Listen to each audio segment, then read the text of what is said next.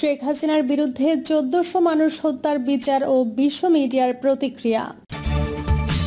এবং সর্বশেষ জানাবো এখনো বাংলাদেশের যেসব সম্পদ ভারতের দখলে। এতক্ষণ শুনছিলেন সংবাদ শিরোনাম, এবার বিস্তারিত। শেখ হাসিনার বিরুদ্ধে ১৪০০ মানুষ হত্যার বিচার এবং বিশ্ব মিডিয়ার প্রতিক্রিয়া।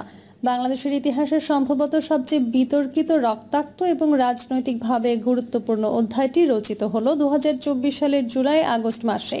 এটি ছিল এক গণ আন্দোলনের সময়কাল, ছাত্র যুবকদের নেতৃত্বে সূচিত এক আন্দোলন যা দীর্ঘ ১৫ বছরের একচ্ছত্র শাসনের অবসান ঘটায়। আর এই আন্দোলনের জবাবে সরকার যে ভয়াবহ রকমের দমন পীড়নের আশ্রয় নেয় সেটি আন্তর্জাতিক পরিমণ্ডলেও আলোড়ন তোলে। এই পটভূমিতে বাংলাদেশের সাবেক প্রধানমন্ত্রী শেখ হাসিনার বিরুদ্ধে আন্তর্জাতিক অপরাধ ট্রাইব্যুনালে মানবতা বিরোধী অপরাধের অভিযোগ গঠনের ঘটনা দেশ ও বিশ্ব রাজনীতিতে এক নতুন অধ্যায়ের সূচনা করেছে। শেখ হাসিনার বিরুদ্ধে আনীত অভিযোগগুলো কেবল রাজনৈতিক নয়, মানবাধিকার লঙ্ঘনের মারাত্মক উদাহরণ হিসেবেই বিশ্ব বিবেকের সামনে দাঁড়িয়েছে। জাতিসংঘের হিসেবে ২০২৪ সালের ১ জুলাই থেকে ১৫ আগস্টের মধ্যে বাংলাদেশের নিরাপত্তা বাহিনীর হাতে ১৪০০ মানুষ নিহত হয়, যার মধ্যে উল্লেখযোগ্য সংখ্যক শিশু। এই হতাহতের ঘটনায় সরাসরি যুক্ত থাকার অভিযোগে শেখ হাসিনা, তার ঘনিষ্ঠ কয়েকজন মন্ত্রী এবং নিরাপত্তা বাহিনীর শীর্ষ কর্মকর্তাদের বিরুদ্ধে মামলা গঠিত হয়েছে। প্রসিকিউটরদের বক্তব্য অনুসারে এটি ছিল একটি সমন্বিত, বিস্তৃত এবং পর্যায়ক্রমিক হামলা, যার নেতৃত্বে ছিলেন স্বয়ং প্রধানমন্ত্রী ও তার ঘনিষ্ঠ মহল। সাবেক প্রধানমন্ত্রী শেখ হাসিনা বর্তমানে ভারতের স্বেচ্ছা নির্বাসনে রয়েছেন। যদিও তিনি এই মামলাকে রাজনৈতিক উদ্দেশ্য প্রণোদিত বলে অভিহিত করে প্রত্যাখ্যান করেছেন, তবে ট্রাইব্যুনালের অভিযোগপত্রে তার বিরুদ্ধে ৫টি গুরুতর অভিযোগ আনা হয়েছে: গণহত্যায় প্ররোচনা, উস্কানির সহযোগিতার ষড়যন্ত্র এবং গণহত্যা রোধে ব্যর্থতা। তার বিরুদ্ধে অভিযোগের ভিত্তিতে যে প্রমাণ সংগ্রহ করা হয়েছে তা আধুনিক প্রযুক্তির সাহায্যে অত্যন্ত নিখুঁতভাবে সংগ্রহ করা হয়েছে, যার মধ্যে রয়েছে হেলিকপ্টার থেকে গুলি চালানোর ভিডিও ফুটেজ, ড্রোন থেকে তোলা ছবি, মোবাইল কথোপকথনের রেকর্ড এবং ভিকটিমদের সাক্ষ্য। রোববার এই বিচারিক কার্যক্রম সরাসরি বাংলাদেশ টেলিভিশনে সম্প্রচারিত হয়, যা দেশের ইতিহাসে এক নজিরবিহীন ঘটনা। ট্রাইব্যুনালের প্রধান প্রসিকিউটর মোহাম্মদ তাজুল ইসলাম বলেন, এই বিচার প্রতিশোধ নয়, বরং ন্যায় বিচার নিশ্চিত করার উদ্দেশ্য পরিচালিত হচ্ছে। তিনি বলেন, গণতান্ত্রিক সমাজে মানবতার বিরুদ্ধে অপরাধের কোনো স্থান নেই। শেখ হাসিনার সরকারের স্বরাষ্ট্র মন্ত্রণালয়ের তৎকালীন দায়িত্বে থাকা আসাদুজ্জামান খান কামাল এবং পুলিশের সাবেক মহাপরিদর্শক চৌধুরী আবদুল্লাহ আল মামুনের বিরুদ্ধেও একই ধরনের অভিযোগ আনা হয়েছে। মামুন বর্তমানে নিরাপত্তা হেফাজতে থাকলেও কামাল পলাতক রয়েছেন। উল্লেখযোগ্যভাবে আদালতে হাজির না থেকেও তাদের অনুপস্থিতিতেই বিচার কার্যক্রম শুরু হয়েছে। এই মামলার পটভূমি তৈরি হয়েছিল রংপুরে ১৬ জুলাই ছাত্রনেতা আবু সাইদের হত্যাকাণ্ড নিয়ে। পুলিশের গুলিতে ঘনিষ্ঠ দূরত্ব থেকে গুলিবিদ্ধ হয়ে তিনি নিহত হন। আন্দোলনের প্রথম শহীদ হিসেবে তাকে গণমাধ্যম বারবার স্মরণ করেছে এবং এই হত্যাকাণ্ডই যেন সারা দেশে প্রতিরোধের আগুন ছড়িয়ে দেয়। ৫ই আগস্টের ঘটনার ভিত্তিতে পুলিশের ৮ কর্মকর্তার বিরুদ্ধে মানবতা বিরোধী অপরাধের অভিযোগ আনা হয়। তাদের মধ্যে ৪ জন বর্তমানে হেফাজতে থাকলেও বাকিদের অনুপস্থিতিতেই বিচার চলছে। ওই দিনই শেখ হাসিনা দেশ ত্যাগ করেন এবং ভারতে পালিয়ে যান। রাজনৈতিকভাবে এই বিচার একটি বড় রূপকথার মতো মনে হলেও এর বাস্তবতা আরও জটিল। কারণ ২০০৯ সালে শেখ হাসিনা সরকার নিজেই যে আন্তর্জাতিক অপরাধ ট্রাইব্যুনাল প্রতিষ্ঠা করেছিলেন, সেই একই আইসিটি আজ তাকে এবং তার ঘনিষ্ঠ মহলকে বিচারের মুখোমুখি করেছে।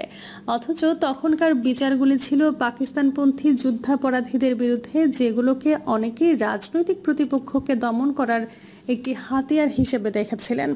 এবার ইতিহাস যেন নিজেই উল্টো পথে হেঁটে এসেছে।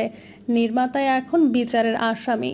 এদিকে এই বিচারিক কার্যক্রম বাংলাদেশের রাজনৈতিক অঙ্গনেও বড় পরিবর্তন এনেছে। জামায়াতে ইসলামের রাজনৈতিক নিবন্ধন পুনঃপ্রতিষ্ঠিত হয়েছে সুপ্রিম কোর্টের রায়ে। শেখ হাসিনা তার ক্ষমতায় থাকা অবস্থায় জামায়াতকে নিষিদ্ধ করেছিলেন এবং এর নেতাকর্মীদের ওপর দমন চালিয়েছিলেন। এখন সেই জামায়াত আবার নির্বাচনে অংশগ্রহণের অধিকার ফিরে পেয়েছে। পাশাপাশি মে মাসে অন্তর্বর্তী সরকার আওয়ামী লীগকে নিষিদ্ধ ঘোষণা করে। ফলে দেশের রাজনৈতিক ভারসাম্যে এক বড় ধরনের পরিবর্তন ঘটে গেছে। আন্তর্জাতিক অঙ্গনে এই বিচার নানা প্রতিক্রিয়ার জন্ম দিয়েছে। ফ্রান্সের বার্তা সংস্থা এএফপি, কাতারের আল জাজিরা, ভারতের ক্রোল, যুক্তরাষ্ট্রের হিউম্যান রাইটস ওয়াচ সহ নানা আন্তর্জাতিক সংস্থা এবং সংবাদ মাধ্যম বিষয়টি নিবিড়ভাবে পর্যবেক্ষণ করছে। অনেকেই বলছেন এটি কেবল একটি রাজনৈতিক নেতার বিচারের ঘটনা নয়, বরং এটি বাংলাদেশের গণতন্ত্র, মানবাধিকার এবং রাষ্ট্রীয় জবাবদিহিতার জন্য এক পরীক্ষা। বিশেষজ্ঞদের মতে, যদি এই বিচার কার্যক্রম সত্যি পক্ষপাতহীন ও স্বচ্ছ হয়, তাহলে তা হবে দক্ষিণ এশিয়ার জন্য একটি উদাহরণ। তবে যদি এটি পরিণত হয় আরেকটি রাজনৈতিক প্রতিহিংসার ক্ষেত্র হিসেবে, তাহলে তা এক নতুন করে সহিংসতা ও বিভক্তির জন্ম দিতে পারে। বর্তমান অন্তর্বর্তী সরকার ঘোষণা করেছে 2026 সালের জুনের মধ্যেই জাতীয় নির্বাচন অনুষ্ঠিত হবে। এর মধ্যেই তারা দেশকে একটি স্থিতিশীল পথে ফেরত আনতে চায়। তবে সেটি কতটা সম্ভব হবে তা অনেকাংশে নির্ভর করছে শেখ হাসিনার বিচারিক কার্যক্রম, আন্দোলনের স্বরূপ এবং রাজনৈতিক দলগুলোর পারস্পরিক সহাবস্থানের ওপর। এই বিচার কেবল এক ব্যক্তির বিরুদ্ধে নয়, এটি যেন এক দীর্ঘ সময় ধরে চলা ক্ষমতার দম্ভ, দমনপীড়ন এবং জবাবদিহিতার বিরুদ্ধে দেশের গণমানুষের এক প্রতিরোধ, এবং সেই প্রতিরোধের ফলাফল কি দাঁড়াবে তা নির্ধারণ করবে বাংলাদেশের আগামী ইতিহাস। এখনও বাংলাদেশের যেসব সম্পদ ভারতের দখলে, বাংলাদেশের উত্তর সীমান্তে জমি হারানোর এক নীরব যুদ্ধ চলছে বছরের পর বছর। পঞ্চগড় জেলার সদর, তেঁতুলিয়া এবং বোদা উপজেলায় বিস্তীর্ণ জমি এখন ভারতের দখলে। প্রায় 330 একরের বেশি জমি অমীমাংসিত হিসেবে দীর্ঘদিন ধরে ব্যবহার করেছে ভারত, যেখানে তারা স্থাপন করেছে সীমান্ত পিলার, কাঁটাতারের বেড়া, এমনকি তৈরি করেছে চা বাগান। এই জমিগুলো বাংলাদেশের ভূখণ্ডে হলেও প্রশাসনিকভাবে এখনও তাদের মালিকানা পুনর্দাবি করা যায়নি। 2015 সালের চুক্তির মাধ্যমে ছিটমহল বিনিময় সম্পন্ন হলেও সীমান্ত এলাকার বাস্তব চিত্র বলছে অনেক জমি এখনও দখল হয়ে আছে, এবং এসব জমির প্রশ্নে সরকারের ভূমিকা নিয়েও উঠেছে নানা প্রশ্ন। 2015 সালের 31 আগস্ট বাংলাদেশ ভারত ছিটমহল বিনিময়ের মধ্য দিয়ে 111টি ভারতীয় ছিটমহল বাংলাদেশ পায়, আর ভারত পায় 51টি বাংলাদেশের ছিটমহল। কাগজে কলমে চুক্তিটি সম্পন্ন হলেও মাটির ওপর বাস্তবতা ভিন্ন। অভিযোগ আছে যে জমির পরিমাণে ভারতে কিছুটা ক্ষতি হয়েছিল, আর সেই ক্ষতি পুষিয়ে নিতে তারা সীমান্তবর্তী কিছু অমীমাংসিত জমি নিজেদের বলে দখল করতে থাকে। বিশেষ করে 2008 সালের পর থেকে ভারতীয় সীমান্তরক্ষী বাহিনী ধীরে ধীরে জমি দখল করে, আর 2015 সালের পর এই দখলকে চূড়ান্ত করে পিলার বসিয়ে দেয়।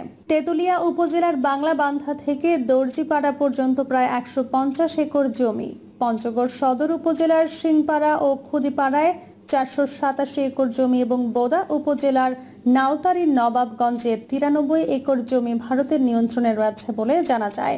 শুধু তাই নয়, ভারতের ফুলবাড়ি, গোয়ালগঞ্জ সিমেট্রি ও হাফতিয়াগঞ্জ বিএসএফ ক্যাম্পের সদস্যরা সেখানে বিভিন্ন অবকাঠামো নির্মাণও করেছে। এখানকার স্থানীয় কৃষকদের অভিযোগ, সীমান্তবর্তী মহানন্দা, করতোয়া ও সুই নদীর পাশে তাদের নিজেদের জমি